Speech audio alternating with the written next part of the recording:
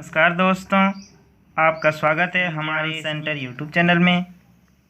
यह वीडियो आकांक्षा 40 स्टूडेंट के लिए बहुत ही ज़्यादा इम्पोर्टेंट रहने वाली है, क्योंकि इसमें मैं आपको केमिस्ट्री यानी कि रासायनिक शास्त्र का बहुत ही इम्पोर्टेंट महत्वपूर्ण सूत्र बताऊंगा जो आपके एग्ज़ाम में पूछे जाएंगे, और अभिक्रियाशील धातुओं को भी बताऊंगा जो एग्ज़ाम में पूछे जाते हैं, और इनसे किस तरह के प्रश्न आते हैं यह भी इस वीडियो में पूरा बताऊंगा। तो हमारे इस वीडियो को पूरा अंत तक जरूर देखें। अगर आप हमारे चैनल में नए हैं तो हमारे चैनल को सब्सक्राइब जरूर कर लें और बेल आइकन को प्रेस करना ना भूलें। इस वीडियो को अपने दोस्तों के साथ शेयर अवश्य करें। तो चलिए वीडियो को शुरू करते हैं। कुछ प्रमुख लवण और उनके सूत्र, बहुत ही इंपॉर्टेंट प्रमुख लवण बहुत ही महत्वपूर्ण है जो अक्सर एग्ज़ाम में पूछे जाते हैं।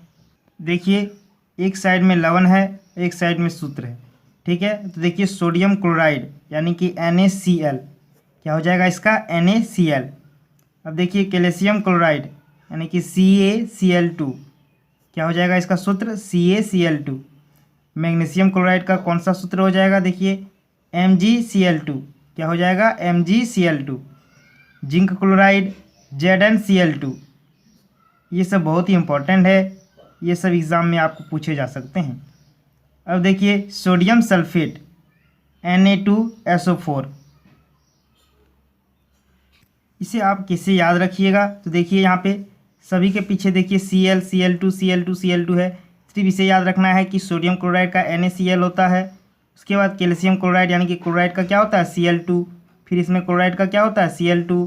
क्लोराइड का क्या होता है, Cl2, ठीक ना। इस तरह ट्रिक लगा सकते हैं। कैल्शियम का क्या होता है, Ca याद कर लीजिएगा। मैग्नीशियम का Mg याद ही होगा आप लोगों को। जिंक का क्या होता है, Zn होता है, और उसमें Cl2 लगा दीजिएगा तो क्या हो जाएगा, calcium chloride, magnesium chloride, zinc chloride, ठीक ना। इस तरह से आप लगा दीजिएगा। तो इस तरह से आप याद रखने में क्या होगी, आपको आसानी होगी, सुविधा होगी।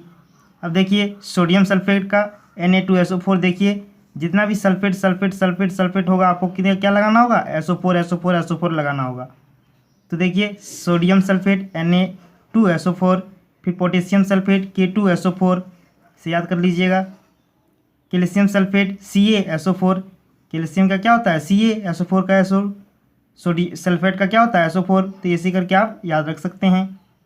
अब देखिए, मैग्नीशियम सल्फेट का MgSO4, ठीक है। अब सिर्फ एल्युमिनियम का एक ठो याद रखिएगा, एल्युमिनियम सल्फेट का आपको याद रखना होगा, क्या होता है, Al2SO4 ब्रैकेट बंद फिर 3, ठीक ना।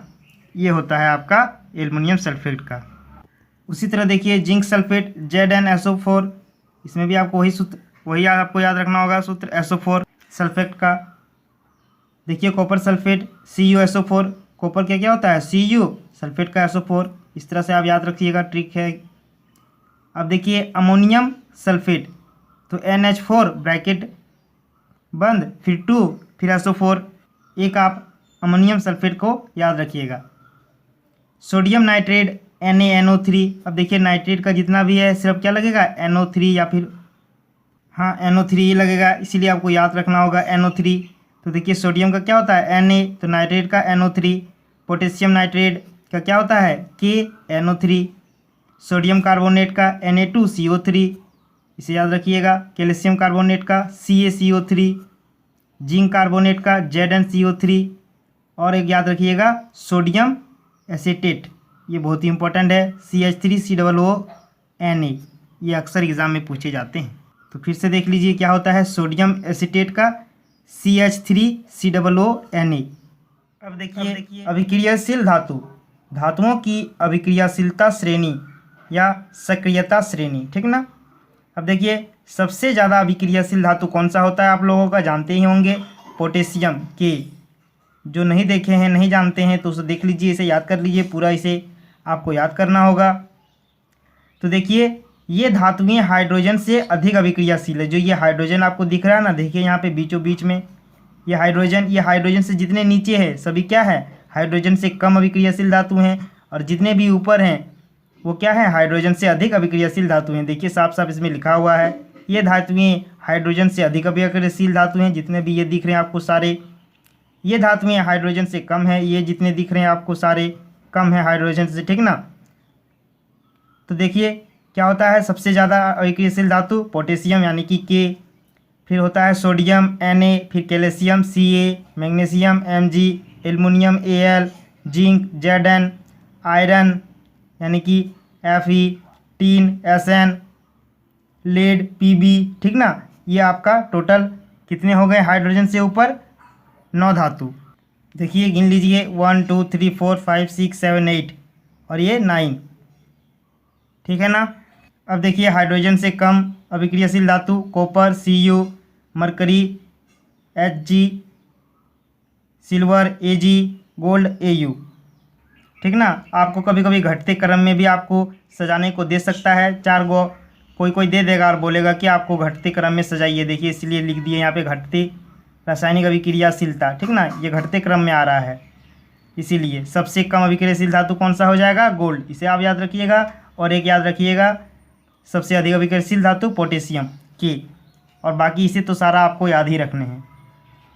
तो चलिए बता देते हैं आपको क्वेश्चन किस तरह से। क्वेश्चन देखिए पहला नंबर, पोटेशियम सल्फेट का रासायनिक सूत्र क्या है। तो देखिए कौन सा होगा पोटेशियम सल्फेट का, K2SO4, K3SO2, SO4 या ZnCl2, क्या हो जाएगा।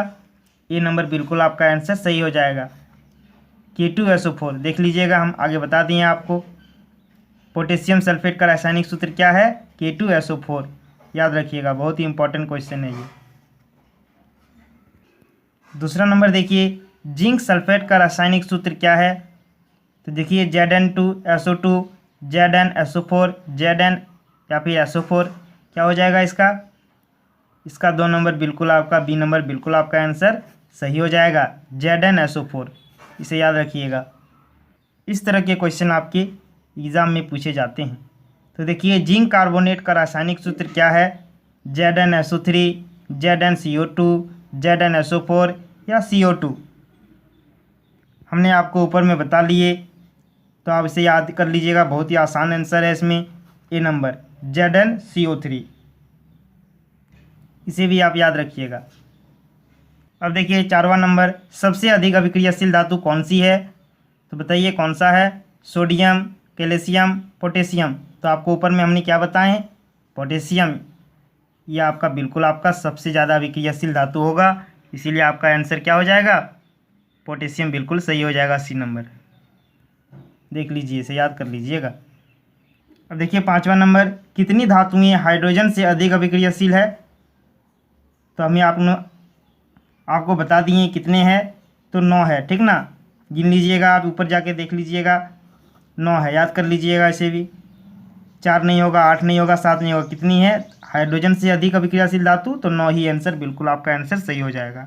आपको 3 क्वेश्चन के आंसर देने होंगे, 3 क्वेश्चन को आंसर दीजिएगा कमेंट बॉक्स में कमेंट करके। सबसे कम अभिक्रियाशील धातु कौन सी है। तो देखिए इसका आंसर आपको कमेंट बॉक्स में देना होगा, कॉपर, गोल्ड, सिल्वर, टीन, ठीक ना। और देखिए दूसरा क्वेश्चन, सोडियम क्लोराइड का सूत्र क्या है, NaCl2, NaCl, Cl2 या फिर Na, इसका भी आंसर दीजिएगा आप। और एक लास्ट और आखिरी क्वेश्चन, कॉपर सल्फेट का रासायनिक सूत्र क्या है, CuSO4, CuSO2, SO4 या Cu, इसका भी आंसर आपको देना है। तो कमेंट बॉक्स में कमेंट करके ज़रूर दें। तो चलिए, ज़्यादा एग्ज़ाम में आपका टाइम नहीं बचा, जल्दी से जल्दी से याद कर लीजिएगा, बहुत ही इंपॉर्टेंट क्वेश्चन रह सकते हैं आपके एग्ज़ाम के लिए।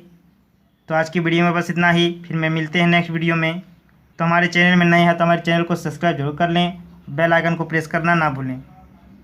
तो चलिए मिलते हैं नेक्स्ट वीडियो में। जय हिंद।